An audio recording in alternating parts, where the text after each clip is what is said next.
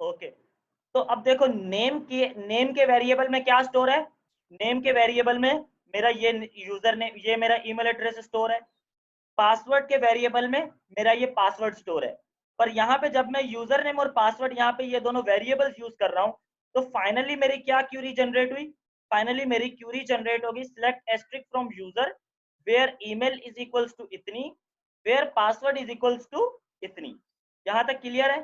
तो ये तो थी मेरी सिंपल क्यूरी जनरेट हो गई। ये मेरी क्या क्यूरी जनरेट हो गई? ये मेरी सिंपल क्यूरी जनरेट हो गई उस हालात में, जिस हालात में हम हैकर नहीं थे। हम नॉर्मली जब कहीं पे भी लॉगिन करते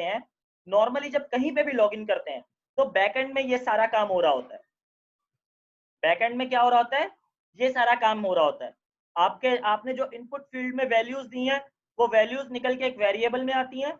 आपकी एक क्यूरी आपकी वेरिएबल में स्टोर होती है। वो वहां से इन वेरिएबल्स में ये हम लोग डेटा पास कर देते हैं, और ये डेटा हमारे पास यहाँ पे जाके क्यूरी का हमारी एक फाइनल क्यूरी जनरेट हो जाती है। ये तो थे नॉर्मल हालात, ये तो थे नॉर्मल सिचुएशन, जिस सिचुएशन में कोई भी एसक्यूएल इंजेक्शन यूज नहीं हुआ। पर अभी इसी सिचुएशन में एसक्यूएल इंजेक्शन किस तरह से यूज हो सकता है? अब इस सिचुएशन में एसक्यूएल इंजेक्शन किस तरह से यूज हो सकता है? अब एसक्यूएल इंजेक्शन किस तरह से यूज होगा इस सिचुएशन में? Late me annotate it. अब मैं अपने पासवर्ड की जगह कुछ ये पासवर्ड दूंगा। अब मैं पासवर्ड की जगह कुछ इस तरह से पासवर्ड देता हूं, Usman 12345 quotation mark semicolon drop table users. अब क्या होगा? अब देखो यहाँ पे मैंने ये कोटेशन दिया। कोटेशन क्यों दिया? क्योंकि मुझे इस कोटेशन को खत्म करना था। यहाँ पे मेरे पास ये कोटेशन में डेटा आ रहा था, मैंने इसको कोटेशन को खत्म करना था। यहाँ पे मैंने कोटेशन देके ड्रॉप टेबल और ये सारी क्यूरी लिख दी। अब फाइनली हमारी क्यूरी क्या जनरेट होगी? अब जब फाइनल सिचुएशन में होंगे तो हमारी क्यूरी क्या जनरेट होगी? यहाँ पर इस सिचुएशन में हमारी क्यूरी ये जनरेट होगी। Let me annotate it once again. select asterisk from users where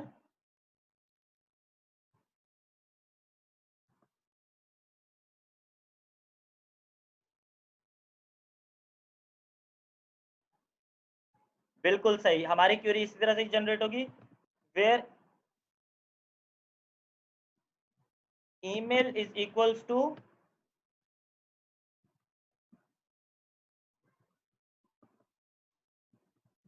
arayusman@gmail and password is equals to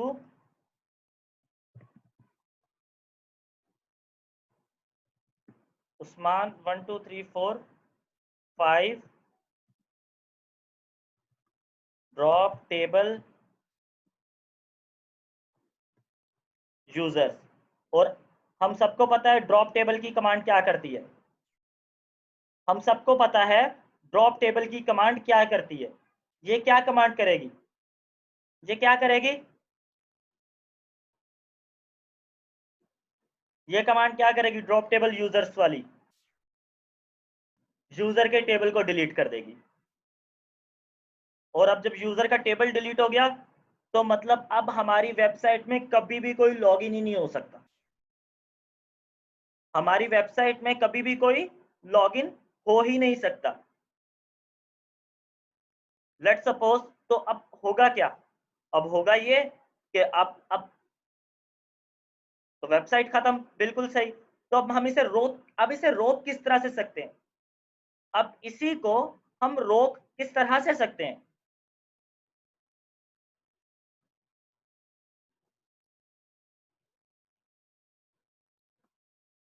come on reply. इसको रोक किस तरह से सकते हैं हम लोग?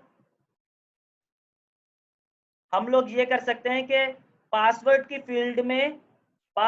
फील्ड में सेमीकोलन अलाउ ही ना करें। अगर वो पासवर्ड की फील्ड में सेमीकोलन लगाए, अगर वो पासवर्ड की फील्ड में सेमीकोलन यूज करता है तो क्या हो? तो ये लॉगिन का बटन ही डिसेबल हो जाए। ये लॉगिन का बटन डिसेबल हो जाए। तो ये होती है हमारी एसक्यूएल इंजेक्शंस। सिर्फ ओके एसक्यूएल, सर। ये होते हैं हमारी एसक्यूएल इंजेक्शंस। तो अब जाहिर सी बात है, अब सिर्फ वो ड्रॉप टेबल तो नहीं कर रहा है, अब ड्रॉप टेबल का तो कमांड नहीं होती, वो फंक्शन कॉल कर सकता है। हाँ, अब आए ना तुम शर्जील असली बात पर अगर सिर्फ फ्रंट एंड पर अप्लाई किया होगा, अगर सिर्फ फ्रंट एंड पर अप्लाई किया होगा तो वो वहां से इंस्पेक्ट से जाके इनेबल कर सकता है। फ्रंट एंड पे किया होगा तो वो इंस्पेक्ट से जाके इनेबल करके डेटा भेज सकता है। तो अब इसका अच्छा सोल्यूशन क्या होगा कि मैं यही वैलिडेशन इन अपने वेरिएबल्स पर भी अप्लाई कर दूं। जब डेटा यहाँ पे वेरिएबल में आए तो यहाँ पे अपनी क्यूरी में भेजने से पहले यही वैलिडेशन मैं यहाँ पर भी अप्लाई कर दूं, यही वैलिडेशन मैं यहाँ पर भी चेक कर लूं। Validation on email variable and sir समझ में टू नहीं पास आया। वेरिएबल। समझ में आ गया सबको? नहीं क्लियर है सबको? सर, बोलो वकार। सर समझ